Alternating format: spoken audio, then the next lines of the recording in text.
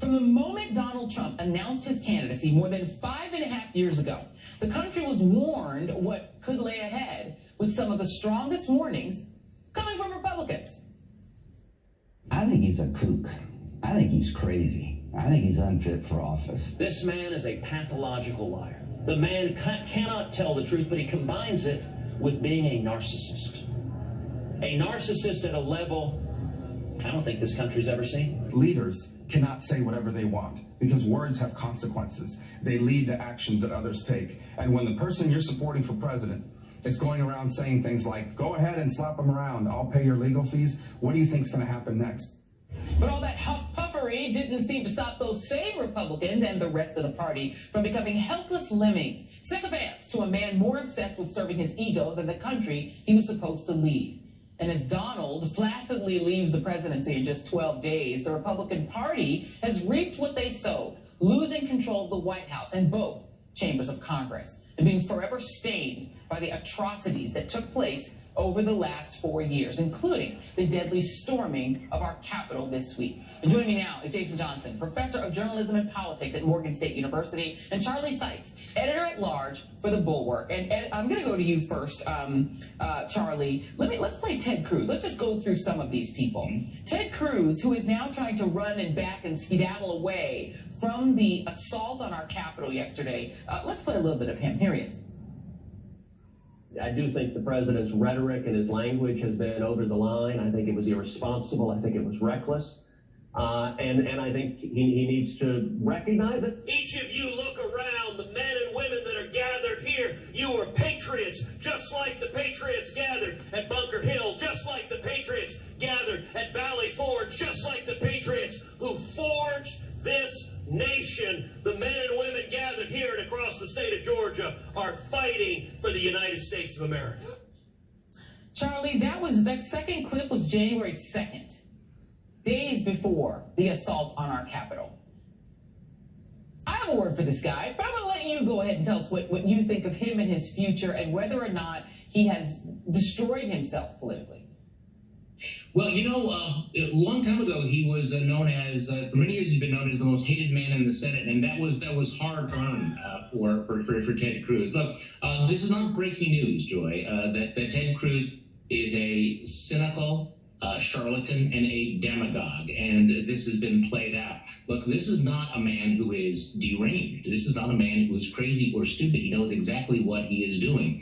He is a deplorable human being who knows exactly what he is doing. Look, for years, he has been staking out positions that he knew were hopeless. He lied to his supporters. He manipulated various issues in order to advance his own career. And in this particular case, he decided that he was going to ignore the fact that Donald Trump said that his wife was ugly and that his father had killed John F. Kennedy, and he went all in and he tried to remake himself in this Trumpian mode.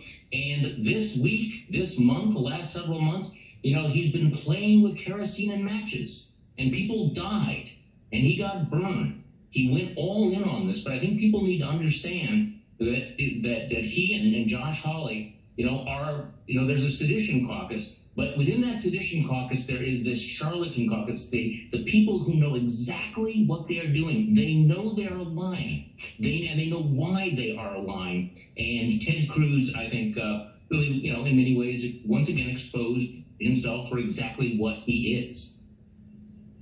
Yeah, and you did mention the junior Birdman of the sedition caucus, Josh Hawley. Jason Johnson, I'll throw that to you. I mean, he had a rough week. I mean, his big donors dumped him. Both of the two major newspapers in the state of Missouri called him trash and basically told him to resign.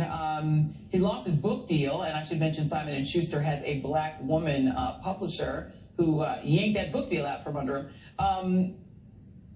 For nothing. If Josh Hawley walked through an entire crowd of Trump supporters, they would have no idea who he is. He is not a major deal, but he's now a major flop. What becomes of him? Yeah, Joy, all of these people who thought, like, they're going to get rich and power off of this, right? They're like, I'm going to have a viral moment. It didn't work for any of you. And you know why it didn't work? Because people died. Because a Capitol Police officer died. Because this whole thing was a cute way to try and galvanize the MAGA crowd and put yourself in a good position until 2024. But it was an actual terrorist attack and people died. And now they're going to face the consequences for it. And here's the thing that concerns me about some of the Republicans in general on this. And I was tweeting about this morning. We tweeted back and forth. Today is the 10-year anniversary of when Gabby Giffords was shot. Right? Congresswoman Gabby Giffords, Arizona. She was shot 10 years ago today. And we had all these conversations at the time. I was in school of like, hey, maybe we need to tone down the rhetoric. Maybe this stuff will be dangerous. Maybe this leads to things that Sarah Palin and other politicians were saying. And a lot of the Republicans said, you're a bunch of Democratic snowflakes. Well, this is where it leads to. Right? It never leads to success. Sarah Palin has no career, right? It never leads to the most extreme people supporting you. Lindsey Graham, who I've always said is the Senate's version of Reek for Donald Trump. Lindsey Graham is being chased down the hallway by MAGA people. It's not helping him. Josh Hawley isn't going to get hot after this. So all they did is succeed in destroying this country, the fabric of this country, the safety of this country for political careers that will not exist. And if any of these guys are really about that life and really wanted to start some full revolution, okay, fine, but they're not. They're a bunch of feckless cowards who think that if they scream loud enough, they can intimidate people into a political future that no longer exists. Right. I mean, the reality is, Charlie, the only person who can do the Trump Act is Donald Trump. He has like a whole life of celebrity backing that up and fake riches that people thought he was like the richest guy ever. None of these people are going to be seen as the equivalent of Macho Trump.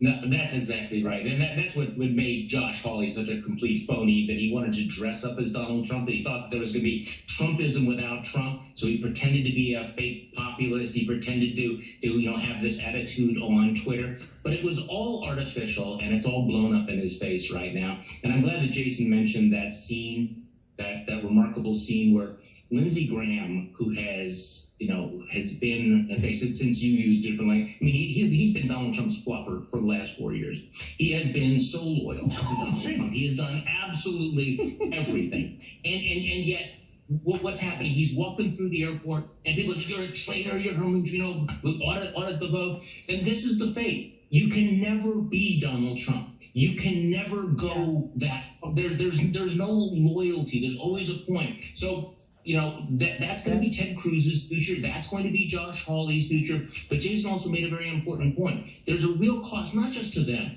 but to the country. These folks were so cynical that they were willing to lie to millions of Americans. They were willing to give cover to these lies and these conspiracy theories and this post. Yeah. And people did, yes. And they were willing to let people kill a police officer. They're supposed to be the Blue Lives Matter party. They were willing to let a cop die for their lies. Jason Johnson, Charlie Sykes, thank you both. Have a great weekend. Still ahead, the assault only lasted for a few hours, but the cost to America on the world stage cannot be calculated. What America lost this week. Next on The Readout.